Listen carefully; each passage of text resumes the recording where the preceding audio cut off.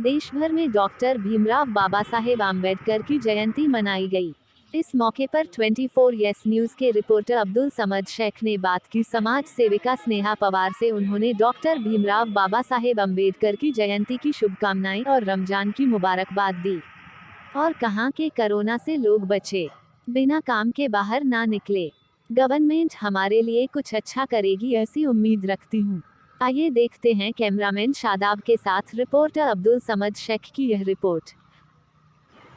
Hello friends, मैं हूं अब्दुल समद शेख। आप देख रहे हैं 24 यस न्यूज़। आज हम आए हैं मलाड वेस्ट मारवे रोड, मसूर समाज सेविका सोशल वर्कर स्नेहा पवार जी।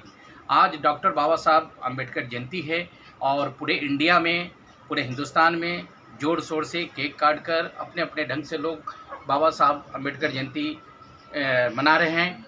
हम आइए बात करते हैं स्नेहा पवार जी से। आपका स्वागत है 24 यस न्यूज़ में। आज डॉक्टर बाबा साहब अम्बेडकर जयंती है, पूरे इंडिया में मनाया जा रहा है और आपने भी केक काट कर अम्बेडकर जयंती मनाया और हमें भी आपने केक खिलाया है और रमज़ान का भी पवित्र महीना चल रहा है। और इस मौके पे डॉक्टर भीमराव अम्बेडकर साहब का आप जयंती मना रहे हैं और कोरोना काल चल रहा है, लॉकडाउन चल रहा है। आप उनके जीवन के बारे में बोलिए। रमज़ान भी स्टार्ट हो गया है, पवित्र महीना। आप अपना नाम बोलिए, अपनी संस्था का नाम बोलिए। मेरा नाम स्नेहा पवार है। अस्मिता महिला संघ संस्था की मैं प्रेसिडेंट के दौर पे काम कर रही हूँ। और आज के दिन, आज का जो मौका है डॉक्टर बाबा साहेब अम्बेडकर जयंती के, मैं सभी को, भारतवासियों को शुभकामनाएं देती हूँ।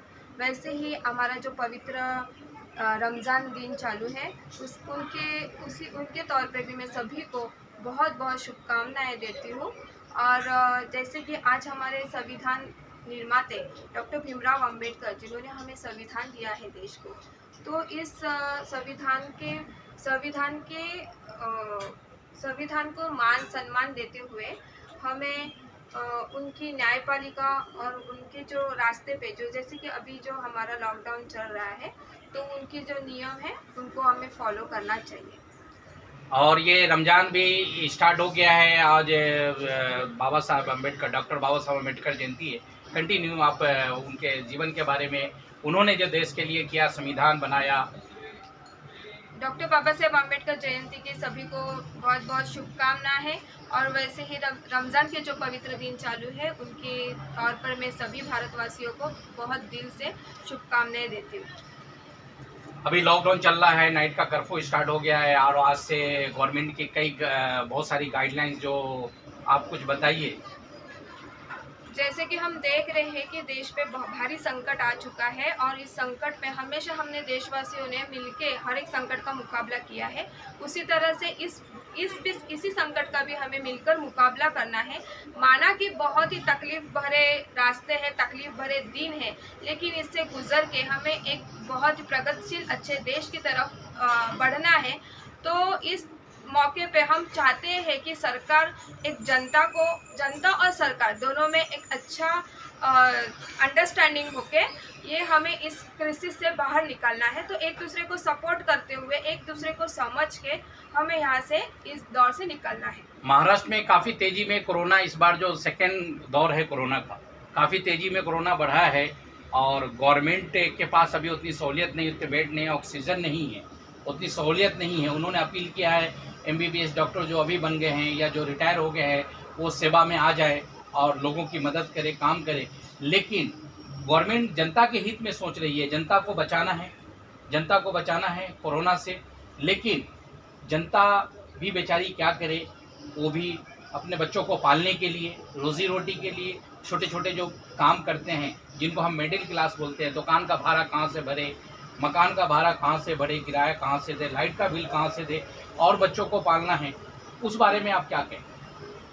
वही मैंने कहा है कि मुश्किल बहुत बड़ी है और हमें बहुत तकलीफ से जा रहे हैं, सभी लोग जा रहे हैं, तकलीफ से गुजर रहे हैं और हमें एक दूसरे को सपोर्ट देना चाहिए। सरकार ने भी मदद करनी चाहिए, वैसे ही जनता ने भी कोऑपरेट करना चाहिए, नियमों का पालन करना चाहिए, ताकि जो पेशेंट बढ़ रहे हैं, ये पेशेंट बढ़ने की क्या कारण है, क्या वजह है, उसको देखते हुए जो शासन नियम दिए गए हैं उसका पालन जनता को भी करना है ताकि हम जल्दी से इससे निपट सके। और सरकार को भी ये जो मुसीबत है, ये 4 या 5 दिन की मुसीबत नहीं है, लगातार 1 या 1.5-2 साल होते आ रहे हैं और ये मुसीबत हम लंबे समय की मुसीबत है। तो इस समय पे भी हम आशा करते हैं कि सरकार ने बहुत अच्छी तरह से जनता को, चाहे वो हर एक क्लास के जनता हो, उनको मदद मिलना चाहिए। एक सपोर्ट सिस्टम बन के खड़े होने चाहिए सरकार ने साथ में। गाइडलाइंस गवर्नमेंट ने जो अभी गाइडलाइंस लाया है उसमें कई चीज़ जनता को उन्होंने राहत दिया है। उस गाइडलाइंस में लिखा हुआ है जैसे पहले से 5 किलो, एक व्यक्ति को 5 किलो, 3 किलो चावल, 2 किलो आटा दिया जा रहा था, वो दिया जाएगा। भोजन थाली दिया जाएगा। जो रिक्शा परमिट वाले हैं उनको महीने में कुछ पैसे दिए जाएंगे, या और काफ़ी गाइडलाइंस उसमें दिया गया जिसमें घरों को जो जनता को राहत मिलती हुई दिख रही है। वो आने वाला वक्त बताएगा ये कितना कारगर होता है और कब से लागू होता है। लेकिन ये जो उदय ठाकरे साहब की गवर्नमेंट है उसने कुछ तो राहत दिया है। आप लोग बड़ी तादाद में पलायन कर रहे हैं। वो पलायन इसलिए कर रहे हैं कि वो पहले भी देख चुके हैं कि क्या हाल हुआ था। लेकिन पहले लोगों के मदद के हाथ बहुत आए थे, मुंबई में, महाराष्ट्र में एनजीओ ने भी मदद किया था, बहुत सारे लोग बाहर निकले थे। इस बार कोई मदद करता हुआ दिख नहीं रहा है, कोई एनजीओ या कोई संस्था। मदद पहले भी मिल रही थी, आज भी मिल रही है। जैसे अभी आपने कहा है कि सरकार की तरफ से भी पैकेज किया गया है, लेकिन हम देख रहे हैं कि हमारी जो मदद है, चाहे वो एनजीओ हो या सरकार हो, हर किसी तक नहीं पहुंच रही है। जैसे कि अभी सरकार के पास भी जो डेटा अवेलेबल है, जैसे कि आपने कहा रिक्शा चालक हो या फिर घर काम करने महिला हो, उनके पास जो डेटा है उनको वो सहूलतें मिलेगी। लेकिन वैसा नहीं है कि हर एक कोई वहाँ पर रजिस्टर है। तो हर एक इंसान को हमें अगर मदद पहुंचाना है तो सबसे पहले जो आज की बढ़ती महंगाई है, उस महंगाई पे विशेष ध्यान सरकार को देना है ताकि ये महंगाई कम हो जाए।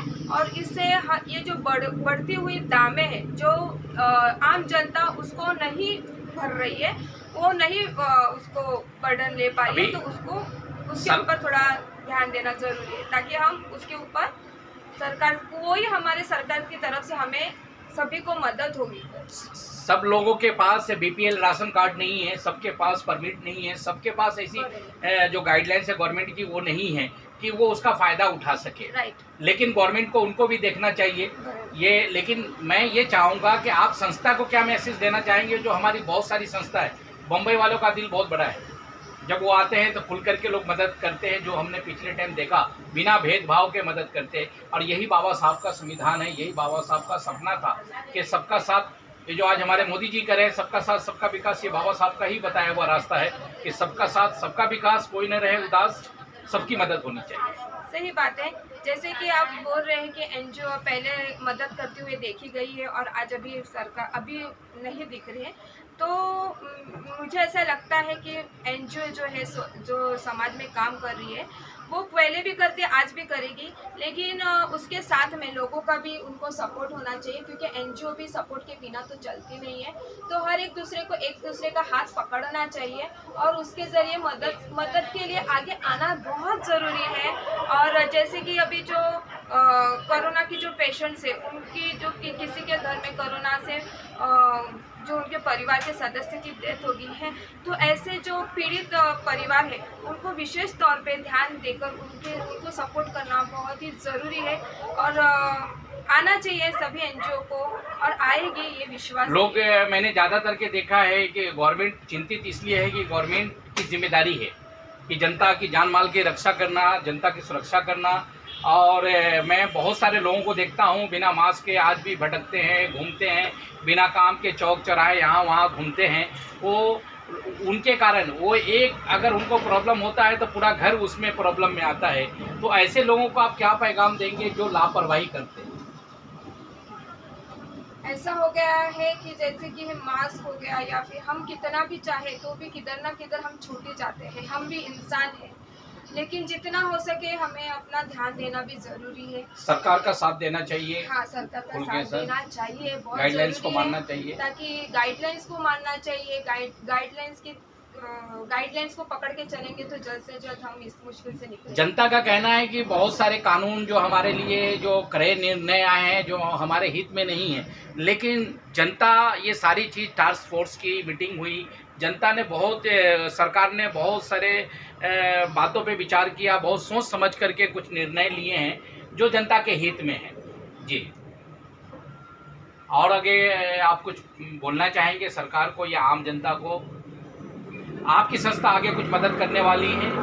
हाँ, जैसे कि हमने पहले भी किया है और आज भी हम कोशिश कर रहे हैं कि लोगों की मदद हो सके, लेकिन जो हम मदद कर रहे हैं उस मदद से हमें जो राहत है वो राहत कहाँ तक हम दे सकते हैं उसका भी प्रयास, उसका भी देखना बहुत ज़रूरी है। तो हमने बात किया स्नेहा पवार जी से जो मशहूर समाज सेविका है।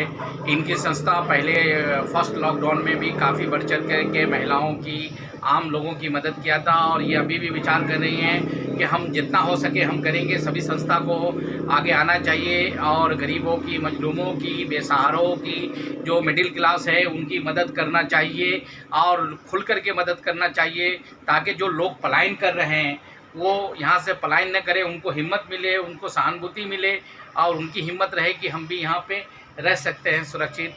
तो हमने उनसे विस्तार से बात किया। कैमरामैन साथ आपके साथ अब्दुल समद शेख, मुंबई से।